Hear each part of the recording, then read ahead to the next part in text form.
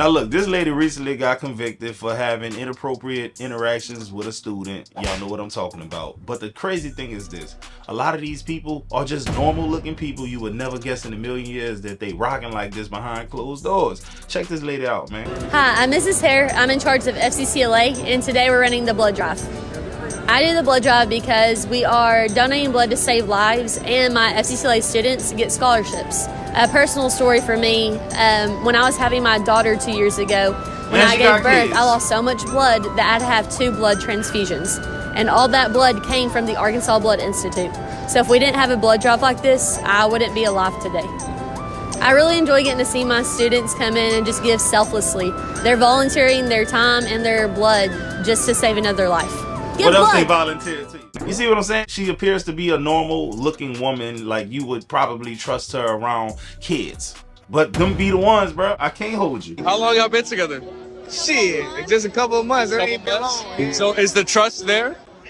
Shit. He don't trust her. Trust the fuck out of me for nothing. Look, I trust her, but she don't trust shit about me. Colombia. Let's go to Colombia. So would y'all be down to switch phones for 30 seconds each? Said You go through her phone and she go through yours. Nah, I catch everything she got. Like, look. I catch her on a daily basis. So you're not down to switch phones? Look, Why not? She can take mine, but I ain't Why gonna don't you want to switch phones? Because what? She got them hoes. Look, she got a roster. No, we have to trust each other. You got That's a why. roster? No. Bro, she got a roster, bro. Look, that's the consequence of having a fine ass girl. Is that they got a fucking roster and she thinks she don't know. Like, I don't know. Like, I know. So you down to give her your phone? Yeah, she get my shit. But you won't give him yours? Hell no. Oh, man. That's fucked up, man. That's fucked up, man. You pay the price. You pay the price when you got a fine ass. I never understood why people stay together and when they don't trust each other. Especially a lot of women. I know women right now who the dude that they with cheated on them so many times and they stay with him, but they just continue to do the same thing. They constantly going through phones. They constantly accusing him of cheating because he always gonna cheat. Why do you stay with him? Do you like it? Do you love it? Come on, man. It don't make no sense. So for him, if you know this girl is untrustworthy, she don't even want to let you go through the phone right now, you know it's some stuff in that phone. Might as well take your ball and go home or reduce her status and put her back into the situationship. Don't try to actually be in a relationship with her. All right, yo, what is one thing you learned from your last relationship? In Miami, you mean, or in general? Just in general. One thing to all the boys, man, it's not your girl, it's just your turn. Like, and that's the hard truth, man. These girls will tell you what they want you to, you know, the same way they go, like, guys, play around. Like, girls do the same thing, man. They will make you think that it's all about them and that life with them is amazing and fantastic. And do you guys like TikTok? Do you want to? TikTok. Can't be serious. Do you want to be in a video real quick? All right, what's your name? Daniela. All right, Daniela, mucho gusto. Where are you from? Cuba. Cuba. ¿Qué bola hacer? ¿Qué bola hacer? ¿Qué bola tiburón? All right, question, all right? I want you to be honest. Oh my God. Okay. What is one thing you learned from your last relationship? To love yourself because that other person's an accessory to your life, not a necessity. The other person is an accessory to your life, and what? No, an accessory, not a necessity. Okay, period. That's it. All right, I like your smile, bye. Hold on, back to the question. So, as I was saying, sorry about that. See, that's exactly what I mean. That kind of girl will tell you, take me on a date, I'm really into you, blah, blah, and then be the same guy that she's been in the last 9 months. Because everything here is fake. Miami is fake. I've said this numerous times. Superficial. The thing that I learned, man, is never take seriously enough to where it could hurt you. Because I promise you, it will hurt you. People here are evil. There are very few people, and there are, I won't lie, there are people here that are good. But they're not out of here filming, they're not out of here being in videos, they're not out here at the club. It's hard to find them, especially in your line of work. But at the end of the day, it's not your girl, bro. It's just your turn, man. Hey, dude was on point. He already knew what it was, and for her to step up and actually just admit to what he already knew is crazy. She said a man is basically ain't nothing but an accessory to your life. It's crazy that everything he said, she walked up and confirmed. A woman just looks at a relationship as an accessory, like a purse, a bag, a watch, or something like that. She gets tired of it, she gets a new one, or she just keep a couple of them around so she can have variety. Either way, it's messed up. The pandemic, that shit was interesting. Very. Listening to parents complaining about doing their children's schoolwork with them. You want to know why they were mostly complaining? Very few of them was honest about. They couldn't do the work they damn self. Shit, not me. I can do it. That's facts. They got sick and tired of looking stupid when their kid came to them and asked them a question about math or history or geometry or this, and they didn't know the answer. So then they at the online teachers about the lesson plans and how they need to be doing more and how it's bad enough my child is home all day. What do you mean it's bad enough? Your child is home all day. There's some people whose child don't ever come home. And you're complaining about educating your child when that's what you're supposed to do. You're not supposed to rely on strangers to teach your kids. I'm not gonna hold y'all. I'm glad I'm low-key smart because I didn't have that issue. My problem was that I had to do it because I wasn't used to doing it. I was used to sending my kids to school, coming home, and helping them with the homework. I wasn't used to helping them through the process of learning this shit. I was helping them solidify what they already knew, the base, and getting it stronger, the foundation. They come home after learning their ABCs and 1, 2, 3s and multiplication and division. The teacher then already did most of the legwork. Now I just gotta help them out in places where they're weak. That's it. And that's what I was used to doing, which is perfectly fine. But when they made me have to sit there all day long and make sure my kids was actually doing what they had to do, because my kids were small. I had a 4-year-old and an 8-year-old. Come on, man. That's rough on a day. And I had to be at home with them all day long. I wasn't used to it. I'm not gonna hold you. But as far as not being able to do the work, I'm proud to say that was never the case. Hey, you all right? Hey, shake it off, man. Shake it off, shake it off. Hey, and no matter bad throw, can't have that kind of body language out here because at the end of the day, if you're a quarterback, whether you like it or not, every single person on the field is looking at you, whether you like it or not. And if you have bad body language, everybody on the field is going to have bad body language. You know what I'm saying? So you throw a bad throw, that's what we're here for. We're here to screw up. We're here to make mistakes. So you make a mistake, who cares? Let's have a good attitude about it. Let's be receptive to the coaching because that's how we get better. You know what I'm saying? You know, the more people in your life that you have like this, the better and more successful you will more likely become. It's really that simple. Growing up, I had my dad. He could tell me things like this, but if I would have had even more men around me to tell me things like that, I probably would be 3-4 times further along than I am now because you need coaches. But more importantly, you need to be coachable. Because you can have the best coach in the world, but if you're not receptive to the message, then it's just a dud. It's gonna be useless for you to even be around him because you're not accepting what he's trying to teach you. Lord have mercy. These are the people we driving next to, bro, on the interstate. Look at the strut. Look at that. It's broken completely. These folks came up here for 2 tires. This is who we driving next to. I ain't never seen nothing like that. How you break the struts? I'm not gonna lie to y'all. I want y'all to really start paying attention to a lot of women's cars, bro. I don't care how pretty they are.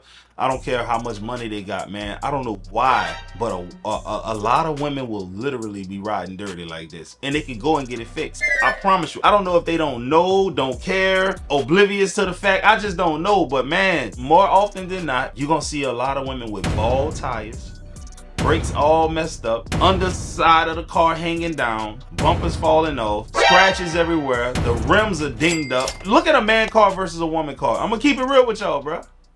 Anybody else's boyfriend makes 3 racks of ribs on a Monday after he works and churro cheesecake cookies. Can I have a cookie? No.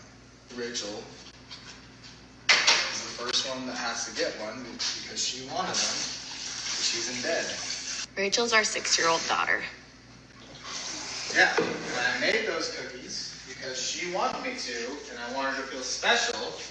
So she gets to have the first one, so she feels special. You can't have one. Want to piss a woman off? Tell her she can't have something. That's very nice.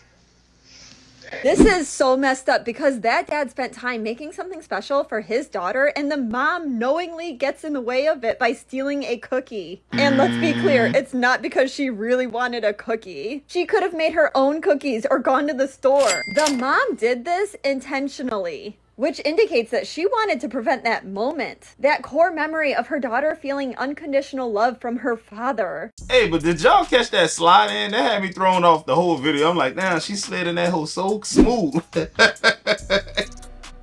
A lot of people think that she made a big deal about this video. I don't think it's a big deal because it shows you how vindictive a lot of women are. And a lot of women are jealous of other women, and it could be their own daughters. We all heard of a mother who was literally jealous of their daughter. Maybe she's feeling old and sees this young, youthful woman that is a reminder of what she used to be in her glory days, and now the men are only checking for her. When they go to the grocery store, the men are looking at her and not mama, bro. A lot of times they be hating on that shit.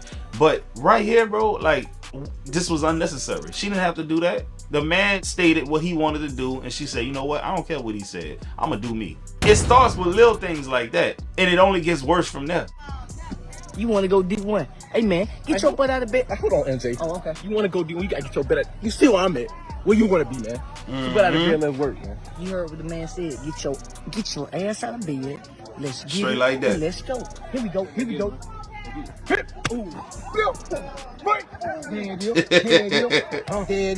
Back in the day, I was trying to get into medical school. I wanted to go to LSU, right? And I remember I met this guy by the name of Dr. Helm. Dr. Helm told me if you want to have a really strong shot at getting accepted into medical school, the intangible things that a lot of people overlook. And he told me this. He said, listen, if you have two people who are identical on paper, but one of those people have these intangibles such as they played sports, they were a part of fraternities or a sorority or anything like that, and they maintain that GPA, that shows that they know how to juggle and balance life. And that's what we want in medical school. We don't want people who only hit the books when they were in college. Of course, it's easy to get a 3.8 when you only hit the books, but that person who played football, basketball, or ran track, or was on this team, he was a part of that committee, he was involved doing things, that's the person we really want, because we know he's gonna have the grit, or she is gonna have the grit to make it through this whole curriculum. My point is this: a lot of them sports players have work ethics out of this world, man. And if they get out of sports, it directly translates into other things. That same tenacity, that same work ethic that they played with on the field or on the court or on the track, they bring to the workplace a lot of times.